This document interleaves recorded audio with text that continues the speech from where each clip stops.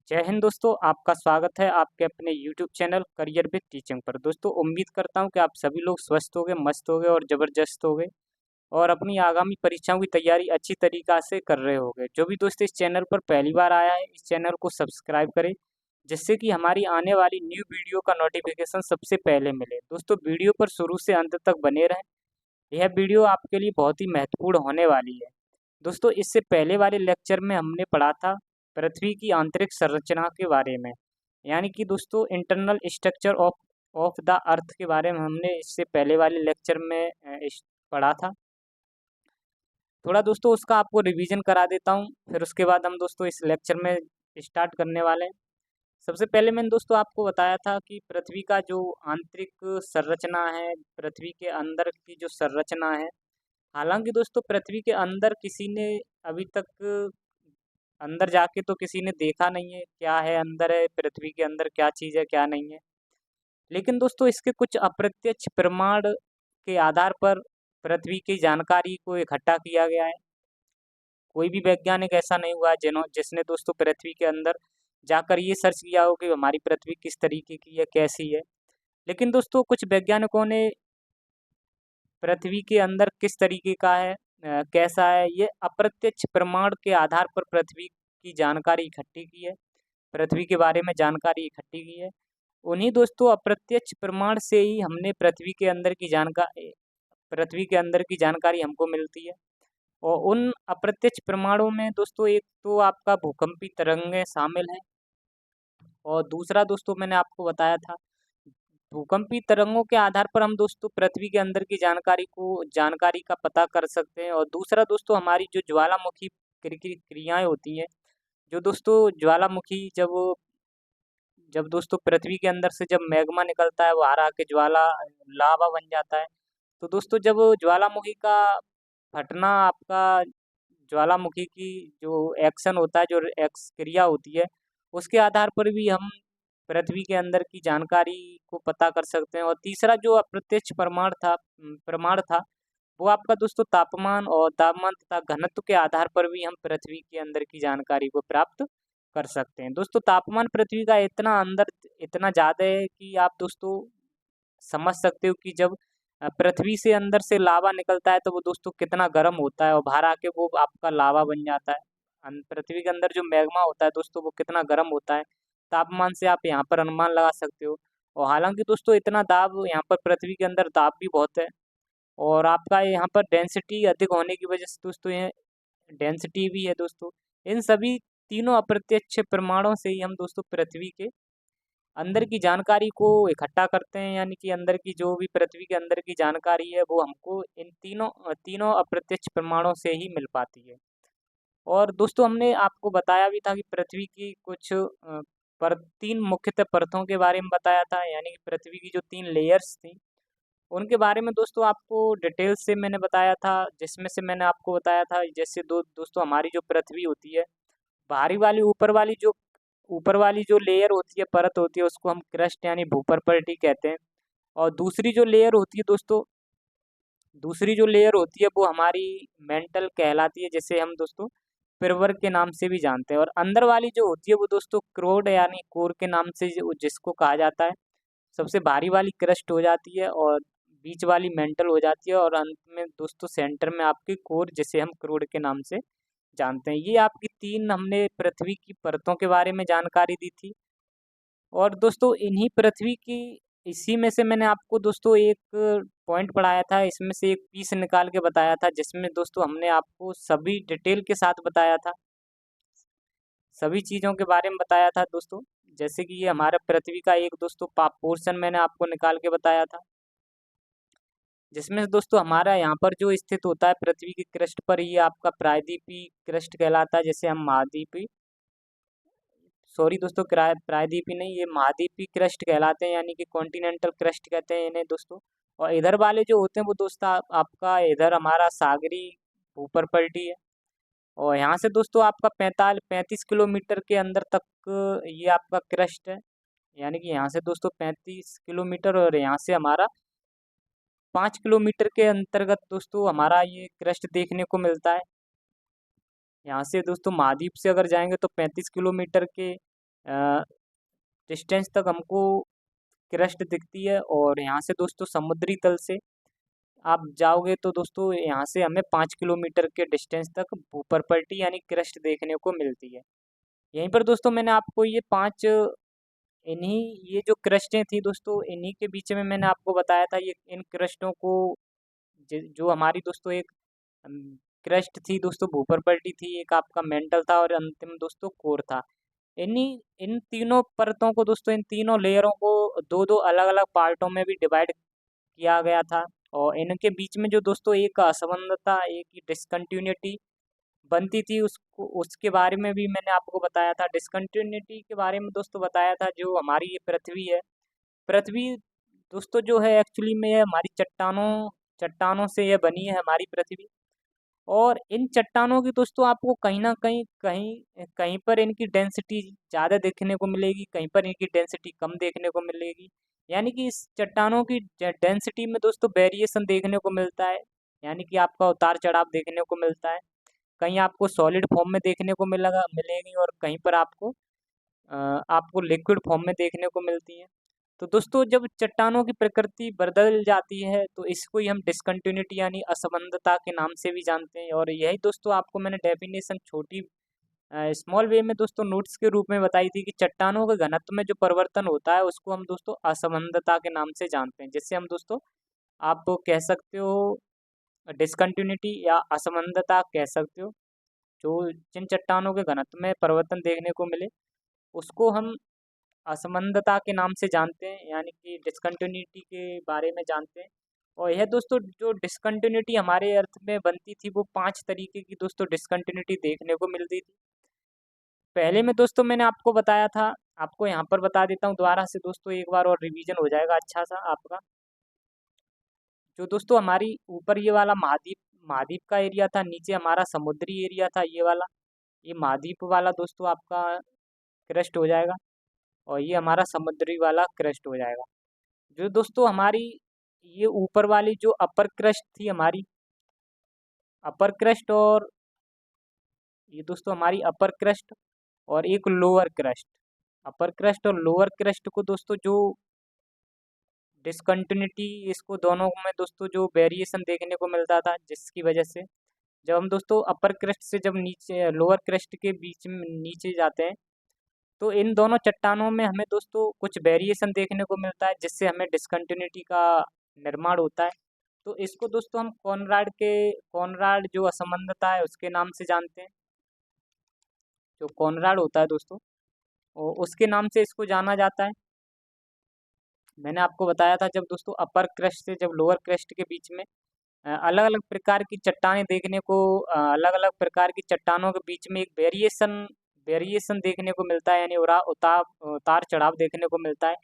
इसलिए यहाँ पर एक डिसकंटिन्यूटी बन जाती है, जिसको हम कहते हैं दोस्तों कॉनराड डिसकंटिन्यूटी। और इसी तरीके से दोस्तों मैंने आपको बताया था ये अपर क्रस्ट हो जाएगी, ये लोअर क्रस्ट। और इसी तरीके से ये दोस्तों हमारी 5 डिसकंटिन्यूटी बनती थी।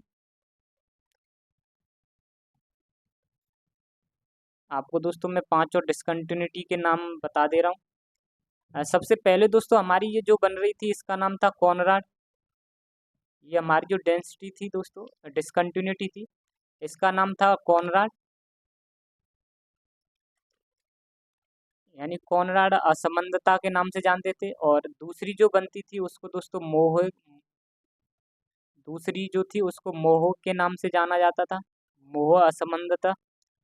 और तीसरी जो दोस्तों थी ये हमारी रेपेटी के नाम से जानी जाती थी। और चौथी जो थी हमारी गुटेनबर्ग के नाम से जानी जाती थी। और पांचवी ये जो थी ये इसको हम दोस्तों लेमैन के नाम से जानते थे। तो मैंने दोस्तों आपको बताया था जब हम दोस्तों अपर क्रस्ट से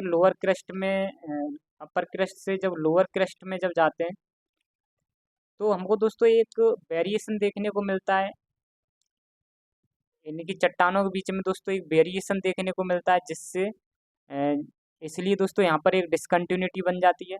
तो ये अपर क्रस्ट हो गई, लोअर क्रस्ट हो गई, फिर दोस्तों हमको ये आपकी अपर मेंटल, और यहाँ ये दोस्तों आपकी लोअर मेंटल। तो दोस्तों जब हम लोअर मेंटल में दोस्तों यहाँ पर दोस्तों आपकी लो अपर मेंटल और लोअर मेंटल के बीच में यहाँ पर अलग अलग प्रकार की चट्टानों के बीच में वेरिएशन देखने को मिलता है।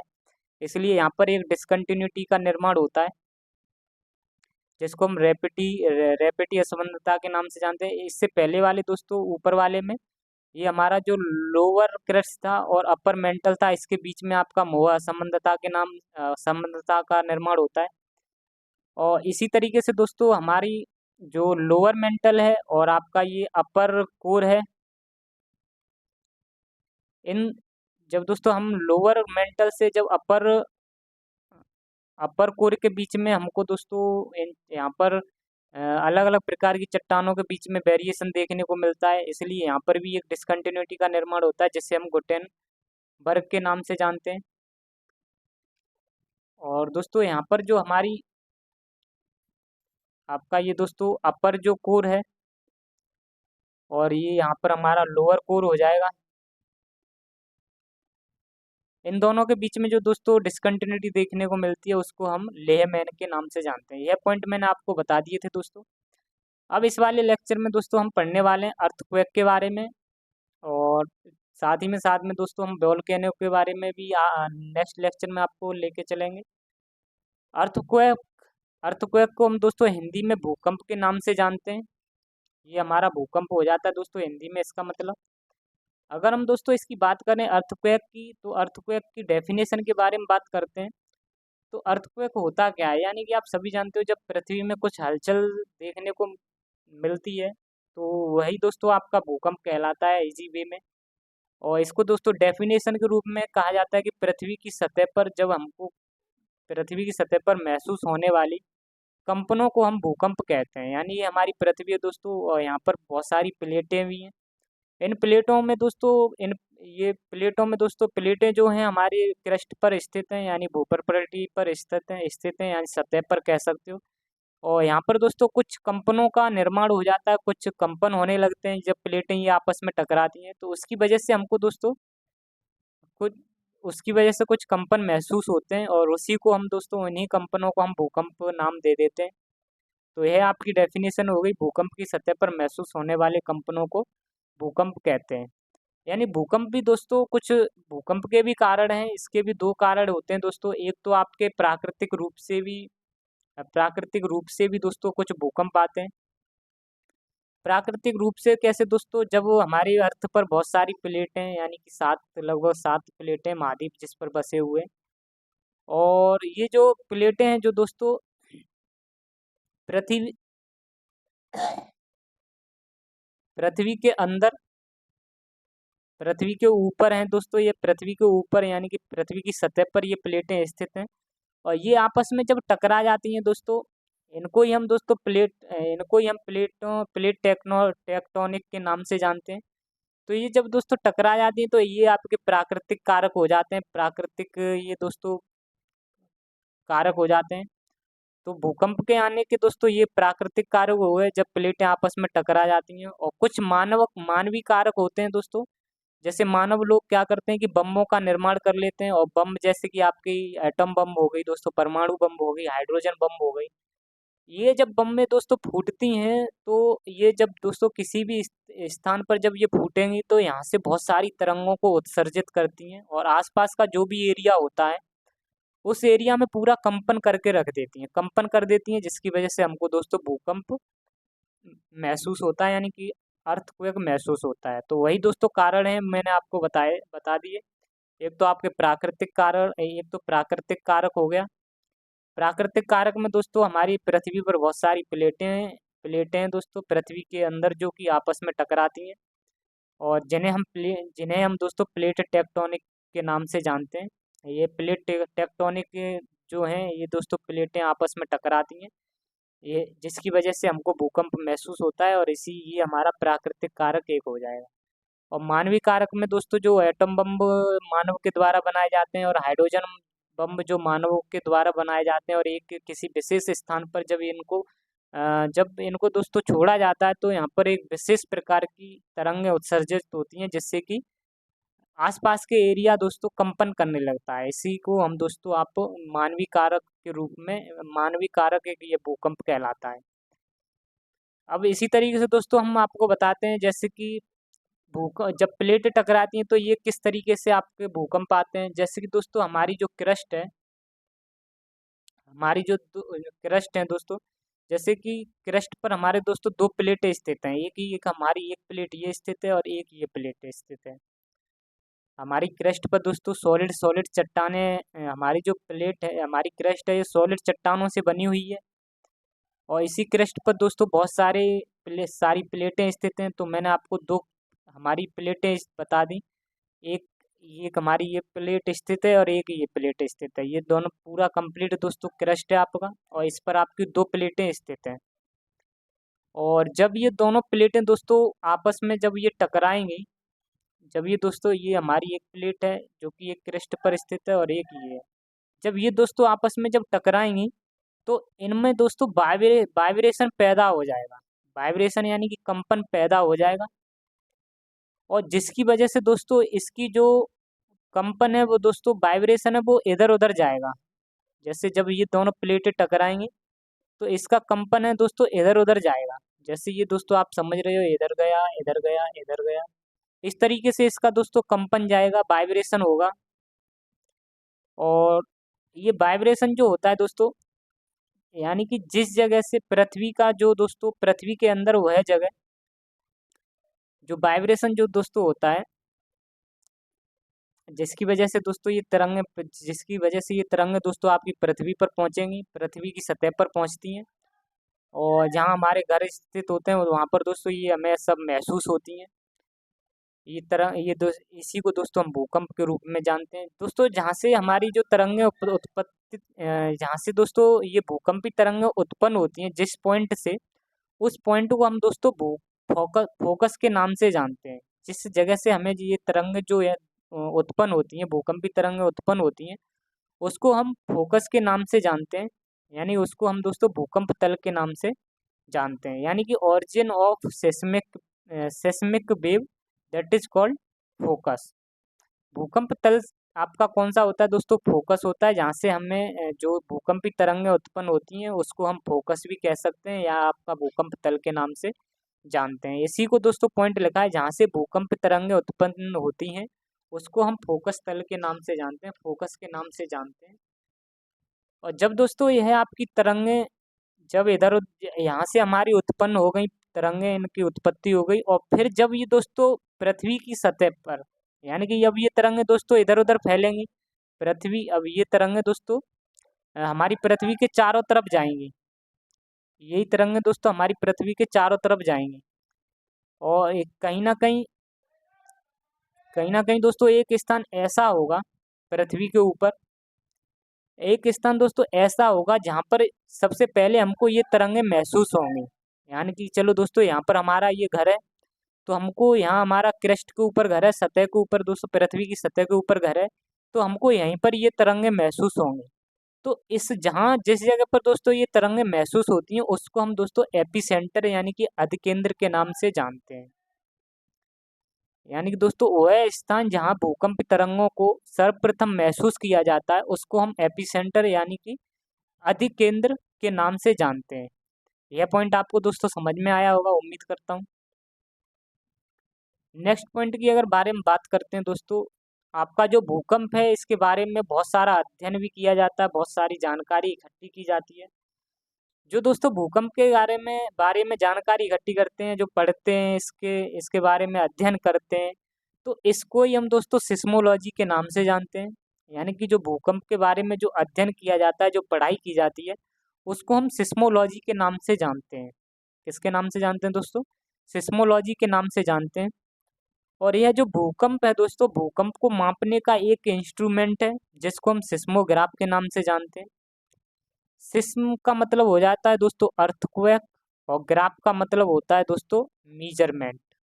तो जब हम दोस्तों भूकंप को जब हम मीजर करते हैं तो उस यंत्र को हम सिस्मोग्राफ के नाम से जानते हैं। और इसी सिस्मोग्राफ के अंदर आपके स्केल प्रयोग किए जाते हैं। इसके अंदर दोस्तों आपके स्केल प्रयोग किए जाते हैं, जिन्हें हम दोस्तों जिनसे हमें रीडिंग लेने के लिए, जिससे हम दोस्तों हमें रीडिंग मिलती है। यानी कि इसके सिस्मोग्राफ के अंदर आपके स्केल देखने को मिलेंगे, चाहे आपका दोस्तों रिएक्टर हो, कई सारे हैं दोस्तों आपके स्केल भी, जिस जो भी हम पढ़ने वाले हैं। और इन स्केलों का प्रयोग करके दोस्तों हमें जो स्केल हैं ये प्रयोग किए जाते हैं। और ये हम प्रयोग क्यों करते हैं? क्योंकि हमें दोस्तों रीडिंग पता करने के लिए, यहाँ यहाँ दोस्तों रीडिंग पता करने के लिए कैसा आपका भूकंप आया, कैसा अर्थक्वेक आया, उसकी रीडिंग के लिए दोस्तों आपके स्केल प्रयोग किए जाते हैं। रीडिंग के लिए आपके स्केल प्रयोग किए जाते हैं। तो वो दोस्तों आपके अलग अलग स्केल हो जाते हैं। अलग अलग स्केल दोस्तों प्रयोग करके हम भूकंप की तरंगों को माप सकते हैं। तो जो दोस्तों भूकंप की जो तरंगें होती हैं, भूकंप की तरंगों की जो तीव्रता होती है, इन भूकंप की तरंगों की तीव्रता को मापने के लिए कुछ स्केल्स के प्रयोग किए जाते हैं। स्केल्स मतलब आप पैमाना समझ सकते हो। ये स्केल आपके सिस्मोग्राफ में लगे होते हैं, और इस इन इनके इन स्केल के यानी पैमानों के द्वारा आप हम दोस्तों भूकंप की जो तीव्रता है उसके बारे में दोस्तों उसको हम मापते हैं। आपके जो भूकंप मापने के लिए स्केलों का प्रयोग किया जाता है, जिसमें से आपका एक रिएक्टर पैमाना है, ये दोस्तों प्रमुख है आपका रिएक्टर पैमाना।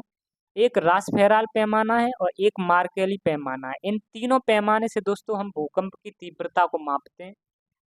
जैसे दोस्तों आपकी जो अगर हमें रिएक्टर पैमाने से मापना है अगर भूकंप की तीव्रता को, अगर दोस्तों 5 रिएक्टर का हमें अगर इससे दोस्तों मापेंगे, तो इसमें एक और दोस्तों आपको एक पॉइंट और समझना है। अगर हम दोस्तों 5 रिएक्टर स्केल का अगर भूकंप से अगर हमें एक स्थान पर दोस्तों 5 रिएक्टर स्केल का भूकंप देखने को मिले, और फिर दूसरी जगह पर दोस्तों जो अगर हमें 6 रिएक्टर स्केल का भूकंप देखने को मिले, और इन दोनों के बीच में जो अंतर हो दोस्तों 1 का हो, इनके इनके बीच का जो अंतर हो दोस्तों वो आपका 1 का हो, यानी कि आप कह सकते हो कि 5 से बढ़कर 6 हो जाए। यानी कि 5 रिएक्टर स्केल के भूकंप से बढ़कर आपका 6 रिएक्टर स्केल का भूकंप अगर हो जाता है, यानी कि 1 की वृद्धि हो जाती है, अगर 1 अंक की वृद्धि हो जाती है, तो आपको दोस्तों ये समझना है कि अगर 1 अंक की वृद्धि हो जाती है रिएक्टर स्केल में, तो दूसरे स्थान पर हमें दोस्तों 8 गुना तेज भूकंप देखने को मिलेगा। अगर हम दोस्तों रिएक्टर स्केल की बात करते हैं, अगर रिएक्टर स्केल में दोस्तों 1 अंक बढ़ता है, तो इसका मतलब आपको यह समझना है कि जो दूसरे स्थान पर हमको भूकंप देखने को मिलेगा वो आपका 8 गुना तेज देखने को मिलेगा। दूसरे स्थान पर दोस्तों हमें 8 गुना तेज भूकंप की तीव्रता देखने को मिलेगी। इतना हैवी दोस्तों यहाँ पर देखने को मिलता है। इस पॉइंट में मैं यही बताना चाह रहा हूँ दोस्तों। बाकी की ये दोस्तों रासफेरल पैमाना और मार्केली पैमाना आपको याद रखने हैं, हालांकि ये इम्पोर्टेंट इतने हैं नहीं। बस रिएक्टर पैमाना ही आपका एक इम्पोर्टेंट है, जिससे ही हम भूकंप की तीव्रता का पता करते हैं। और जो ये भूकंप की तरंगें हैं दोस्तों, ये बहुत ही विनाशकारी होती हैं। भूकंप की जो तरंगें होती हैं ये बहुत ही विनाशकारी होती हैं। ये दोस्तों पूरा का पूरा बर्बाद करके रख देती हैं, किसी भी स्थान पर ये देखने को मिले। और ये दोस्तों भूकंप की तरंगें ये विनाशकारी होती हैं। इनको ही हम आप भूकंप तरंगें कह सकते हो, या सिस्मिक वेव के नाम से भी जान सकते हो। और दोस्तों जो भूकंप जहाँ से उत्पन्न होता है, जिस जगह से उत्पन्न होता है भूकंप आपका, और वहाँ से यह 3 तरीके की तरंगें उत्पन्न करता है। जिस जगह से दोस्तों आपका भूकंप उत्पन्न होता है, वहाँ से ये 3 तरह की तरंगों को उत्पन्न करता है। आपकी ये 3 तरह की तरंगें हो जाएंगी। उनमें से सबसे पहली जो वेव हो जाती है, पहली जो तरंग हो जाती है, जिससे दोस्तों हम पी वेव के नाम से जानते हैं, या इसको हम प्राइमरी वेव के नाम से जानते हैं, जिसे हम दोस्तों प्राथमिक तरंग भी कहते हैं। और दूसरी जो तरंग है दोस्तों उसको हम एस वेव के नाम से जानते हैं, जिसे हम सेकेंडरी वेव भी कहते हैं, और हिंदी में इसे द्वितीयक तरंग तरंग के नाम से जानते हैं। और तीसरी दोस्तों हमारी एल वेव कहलाती है, जिसे हम सरफेस वेव के भी नाम से जानते हैं, यानी कि धरातल वेव के नाम से भी जानते हैं। और इसको हम लब वेव को भी कहते हैं, इसको हम दोस्तों लब वेव भी कहते हैं। जो हमारी प्राइमरी वेव होती हैं, जो प्राथमिक तरंगें होती हैं, अगर हम इसकी बात करते हैं तो दोस्तों इनकी स्पीड जो होती है सबसे तेज मैक्सिमम होती है, सबसे अधिक होती है। प्राइमरी वेव की जो तरंग स्पीड होती है वो 7 से 8 किलोमीटर पर सेकंड की होती है। और यह प्राइमरी वेव जो होती है दोस्तों, ये सभी माध्यमों से निकल जाती हैं। इनमें यह दोस्तों सभी माध्यम से, चाहे आपका ठोस हो, चाहे द्रव हो, चाहे गैस हो, ये सभी माध्यमों में सभी माध्यमों में ये दोस्तों चलती हैं आपकी प्राइमरी वेव। और इन प्राइमरी वेव को ही हम दोस्तों अनुदैर्घ्य तरंगें भी कहते हैं, या इसे हम लॉन्गिट्यूडिनल वेव के नाम से भी जानते हैं। यह आपका दोस्तों सेकंड नाम हो जाएगा, अनुदैर्घ्य तरंगों के नाम से कहो या आप प्राइमरी तरंगों के नाम से कहो।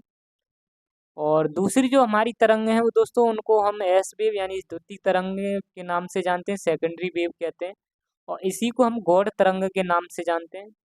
और सेकेंडरी तरंगें दोस्तों केवल हमारी ठोस अवस्था में ही चल पाती हैं, केवल और केवल ठोस में ही इनकी गति होती है, यानी कि ठोस में ही ये अपनी चलती हैं। और इन वेव को, एस वेव को हम दोस्तों ट्रांसवर्स वेव के नाम से भी जानते हैं, या इसे हम अनुप्रस्थ तरंग के भी नाम से जानते हैं। एस वेव की अगर स्पीड की बात करें दोस्तों, तो इनकी जो स्पीड होती है वो दूसरे नंबर पर सबसे ज़्यादा होती है, यानी कि 4 किलोमीटर पर सेकंड की दोस्तों इनकी स्पीड होती है। और तीसरी जो वेव है उसे हम एल वेव, धरातली वेव यानी सरफेस वेव के नाम से जानते हैं। और इनकी जो स्पीड होती है दोस्तों, इनकी 1.5 से लेकर 3 किलोमीटर पर सेकंड की इनकी स्पीड होती है, और यह दोस्तों बहुत धीरे धीरे चलती है, इसलिए ये दोस्तों सर्वाधिक विनाशकारी होती हैं। यानी कि इनकी जो स्पीड होती है सबसे मिनिमम होती है, बहुत धीरे धीरे चलती हैं दोस्तों। जब वो किसी भी दोस्तों माध्यम से किसी चीज़ को धीरे धीरे से गुजारेंगे तो वो अधिक तबाह कर देती है, इसलिए ये सर्वाधिक विनाशकारी होती है। और जब कोई दोस्तों माध्यम है तो यहाँ से स्पीड से कोई चीज़ निकल जाएगी तो ये ज़्यादा हानिकारक नहीं रहेगी। और लेकिन दोस्तों यह एल वेव जो है बहुत ही धीरे चलती हैं, इसलिए पूरा तबाह कर देती हैं, यानी सर्वाधिक विनाशकारी होती हैं। और इसी तरीके से दोस्तों ये हमारी तीनों भूकंप की तरंगें हैं, भूकंपी तरंगें हैं, जिनके माध्यम मैंने आपको बता दिए कौन कहाँ से चलता है। अब दोस्तों एक पॉइंट है कि हमको सबसे ज़्यादा कहाँ पर भूकंप देखने को मिलते हैं। सबसे ज़्यादा पॉइंट में दोस्तों बात करते हैं कि भूकंप हमको सबसे ज़्यादा कहाँ देखने को मिलेंगे। तो दोस्तों एक हमारा भू इस पॉइंट में हम बताएंगे कि भूकंप सबसे ज़्यादा कहाँ देखने को मिलेंगे। एक पेटी है जिसको हम दोस्तों पैसिफिक रिंग ऑफ फायर के नाम से जानते हैं। यह दोस्तों आपका एक पैसिफिक रिंग ऑफ फायर जो है, यह आपका दोस्तों प्रशांत महासागर का एक ऐसा क्षेत्र है यहाँ यहाँ पर दोस्तों हमको सबसे ज़्यादा भूकंप देखने को मिलेंगे और आपके ज्वालामुखी देखने को मिलते हैं। यही दोस्तों पॉइंट में लिखा है कि विश्व के सर्वाधिक ज्वालामुखी तथा भूकंप यह हमें प्रशांत महासागर की पेटी में देखने को मिलते हैं, यानी कि यहीं पर सबसे ज़्यादा आते हैं। और इन दोस्तों भूकंप का जो अनुभव किया जाता है, इनको जो दोस्तों सबसे पहले जो अनुभव कर लेता है कि यह भूकंप आने वाला है, तो कुछ जानवर हैं दोस्तों इनका अनुभव कर लेते हैं पहले ही, इन भूकंप का आने से पहले ही इनका पता कर लेते हैं। जिसमें से पहला है आपका कुत्ता, दूसरा है चमगादड़ और तीसरा है हाथी। कुत्ता, चमगादड़, हाथी दोस्तों भूकंप का अनुभव दोस्तों सबसे पहले कर लेते हैं। ये तीनों जानवर ऐसे हैं दोस्तों सबसे पहले कर लेते हैं, जिसका एक कारण है दोस्तों।